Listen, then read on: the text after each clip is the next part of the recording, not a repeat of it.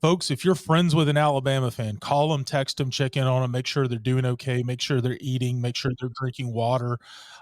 The end is here for a great era. However, older Alabama fans have been through this before. Older Alabama fans have gone through that sadness of a legendary coach in Bear Bryant and him leaving and the sadness and the weeping that occurred there. And I expect the same thing is happening across the state of Alabama tonight. News, probably the biggest news is out there. Saban retiring after a incredible run at the University of Alabama. We want to get on here. Instant reaction. Bubba, as being the only non-Alabama fan here, we'll start with you. Instant reaction. Nationwide, people are weeping. I can only imagine the reactions that are going across the state right now. You certainly have to look at the legacy that Nick Saban has created, the legacy that he has left, and quite frankly, the only disappointment that we have here is that he did not go out on the win. He did not go on that national championship of which he deserved after this epic career of Alabama. Now, I'm not saying this to take away from the Michigan Wolverines victory. I'm not saying this to take away from what the Michigan Wolverines accomplished this year. They were undoubtedly the best team in college football this year. However, Nick Saban, if anyone deserved to go on a national championship, if anyone deserved for the credits to roll in the middle of the confetti of him hoisting that trophy for one last time, it is Nick Saban. I'm sad that he did not get that opportunity, even as not being an Alabama fan. However, Nick Saban has had a legendary career. Without a doubt, is one of the four faces on the Mount Rushmore of college football. He is the face. Just say it. Yeah, I was about to say, yeah. Without a doubt, it starts with him, winning national championships at two different schools. The landscape has changed in college football with the transfer portal, with NIL. He was absolutely the legend. He was the most dominant force of the era of college football without NIL, and certainly the game has changed, and Nick Saban is stepping out still on top of his game. It may not be a national championship, but there's no argument that Nick Saban is stepping out still on the top of his game, and Alabama fans get to remember him for the great coach and the legendary coach he is, and not for having a losing season or not having a bad season after this. Yeah. Well, you got to think, right? And we rag Michigan fans pretty good. Congrats on your national title. You earned it. You were the best team ever. This is, to them, it's almost like, if you guys remember the video game Halo, the double kill. You get Bama, and then you get Saban retiring.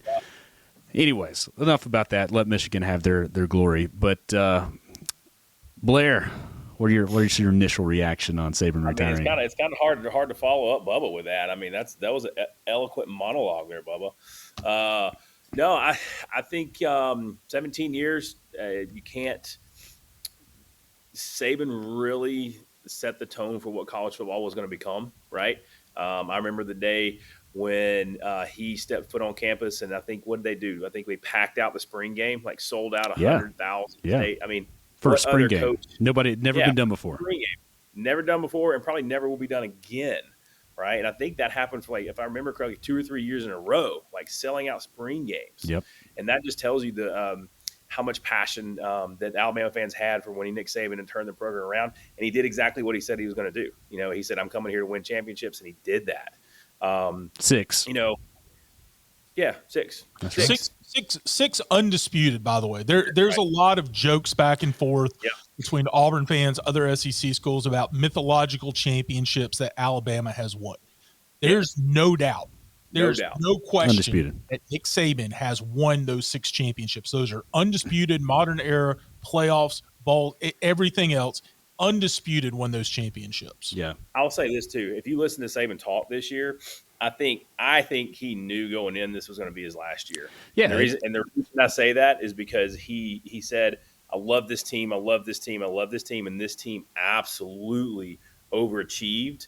And yeah, I mean, I hate that the fact that he didn't get to, hoist that trophy, but from where they were, and I mean, Graham and I watched a lot of football together, and I remember it was like, man, this ain't the year. And Graham told me, he's like, I think we're going to lose 6 games this year. Yeah, I was a doubter up front. Yeah, no doubt. Exactly. So, to only lose 2, again, but like what you said, man, he went out on top. He took a team that was, not I would say, didn't have the talent or was underperforming earlier and turned it around. And you can't go out any way better than that. Well, But we all called it, right? Like Blair, you and I called it mid-season, but in Bubba, we called it as well. But it was, if they win the title, he retires. That's right. I thought he would come back and explore the new expanded conference. So enough with the initial reaction. Let's move on to, all right, this is how we got to do it. We got to take our shots, all right? The timing here was very interesting, right? And I think it was very strategic. Transfer portal closed January 2nd. I could be wrong on this. This one's the Zero Credibility podcast, but we believe that the CFP extension closed midnight at Tuesday. Saban announces it today, which is after the portal, but it's still ahead of the February signing day. In my opinion, knowing Saban's contract when he came in, he wanted an initial stake in decisions that were being made on the hiring, almost, let's just call it athletic director level approval. I think they have somebody in mind if they don't already have the guy. Who do we to believe that guy to be? I'll give you my short list, right? And you guys may agree. I think they go after Lane Kiffin. I think Sark's in the equation. I think D'Amico Ryans at the Houston, Texas, former player, has done great there. That would be a good fit. You're going to throw Kirby on the list, but he's never going to come. He's never going to come. He's set at Georgia.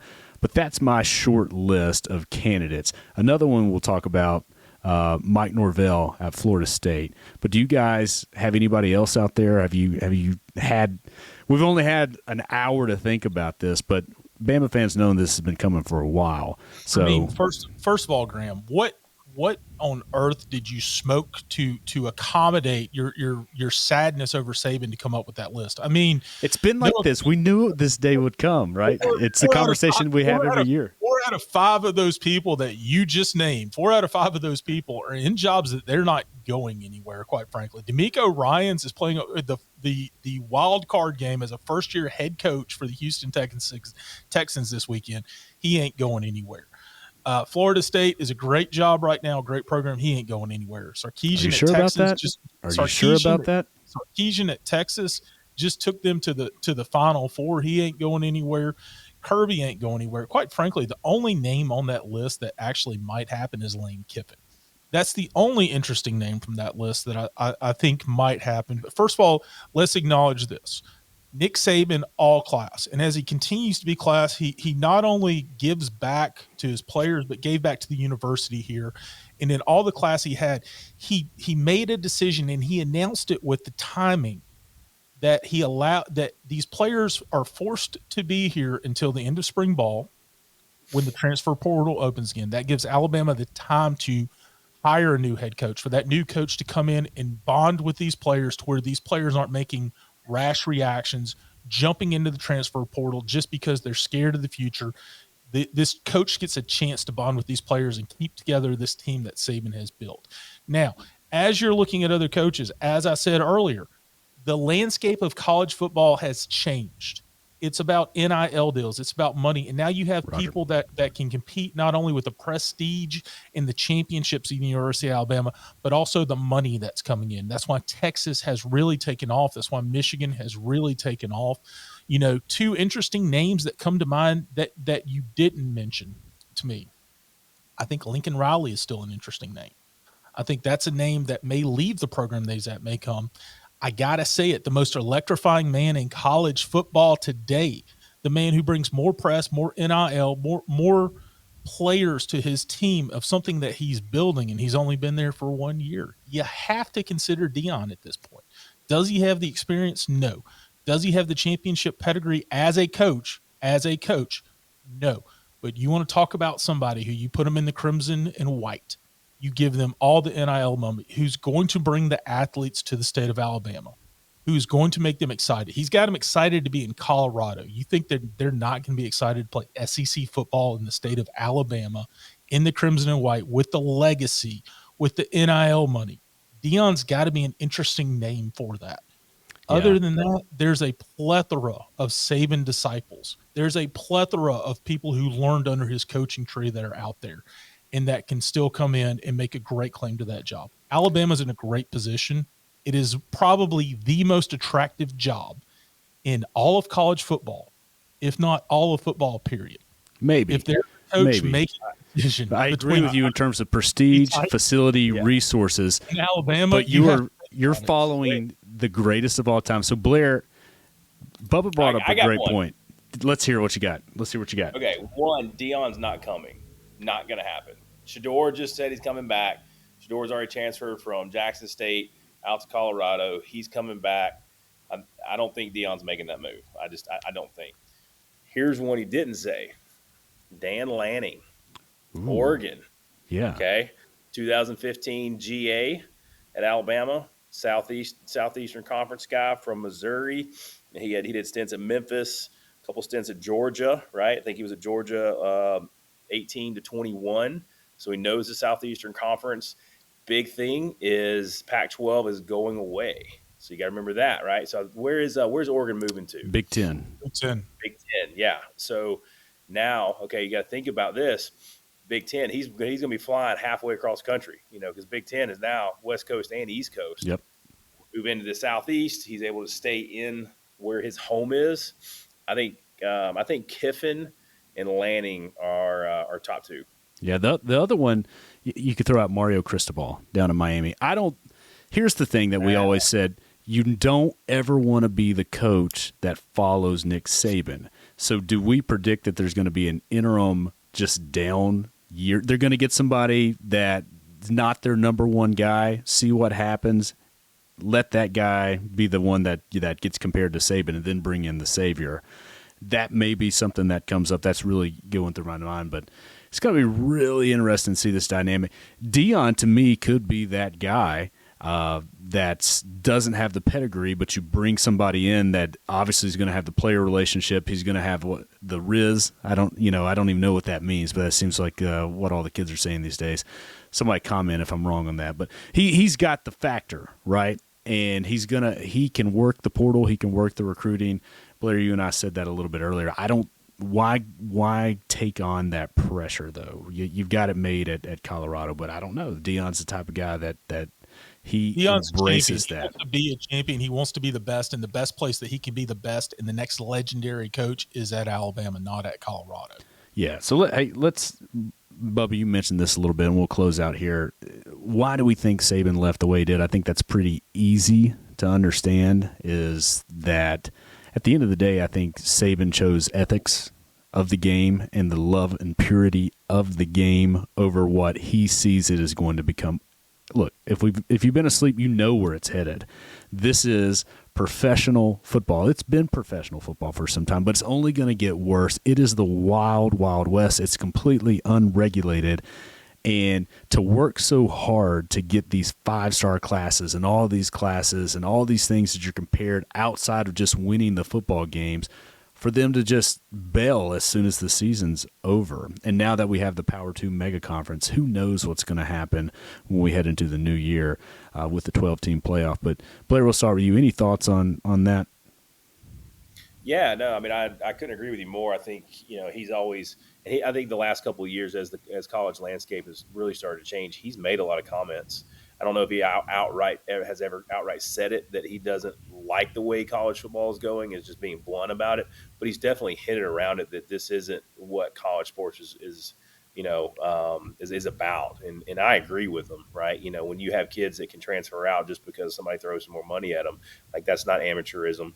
I think that you will see Saban in the future, and I think that maybe he will get involved with maybe not the NCAA, but some regulatory, because I think regulation is coming in some aspect, and I wouldn't be surprised to see him on a committee or something in the future to help dial back this chaos that we're living through right now. Yeah, he'd be the right one. And we saw this coming. I mean, regular weekly appearances on Pat McAfee show. Yeah. Way too happy with this. I mean, he's just happy. I've not seen Saban happy. We like the new Saban, but I mean, we felt it. And then the beach house. I mean, the car dealerships. Yep. As an Alabama fan, I can honestly say over the past 17 years, every game we won, every title that we won, embraced every one of it because we knew it could be the very last. And this may not be the last, but it's going to be changes.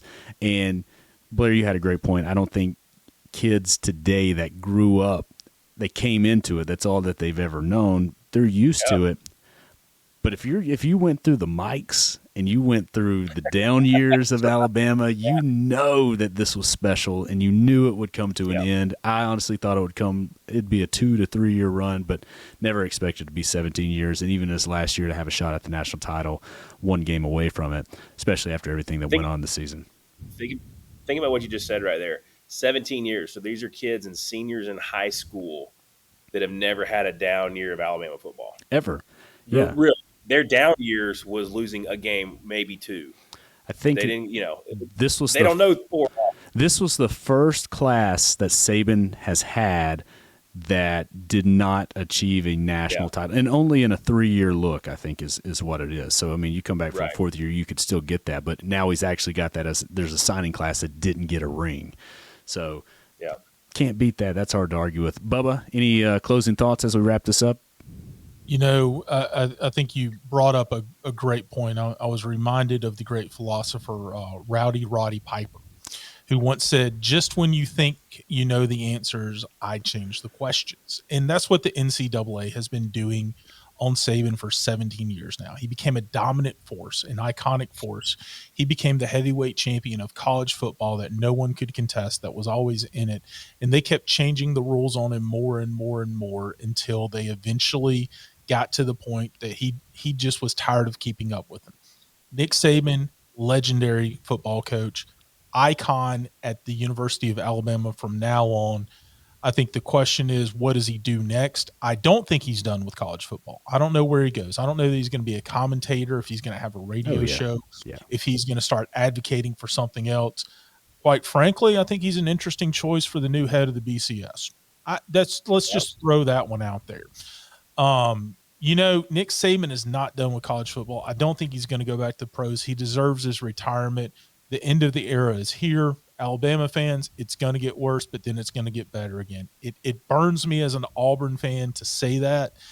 Alabama is always going to be a prestigious program. Y'all will come back out. Like the Phoenix, you will rise again, even if you have to go through some dark times.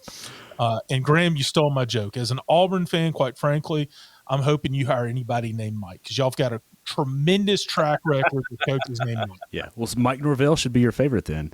That's right. Hey, anybody named Mike is now my favorite to take over at the University of Alabama. As we close here, I know we jokingly said it earlier about, not jokingly, maybe there's some seriousness to it, Jim Harbaugh leaving, which I still think he does, but we joked about Bill Belichick leaving.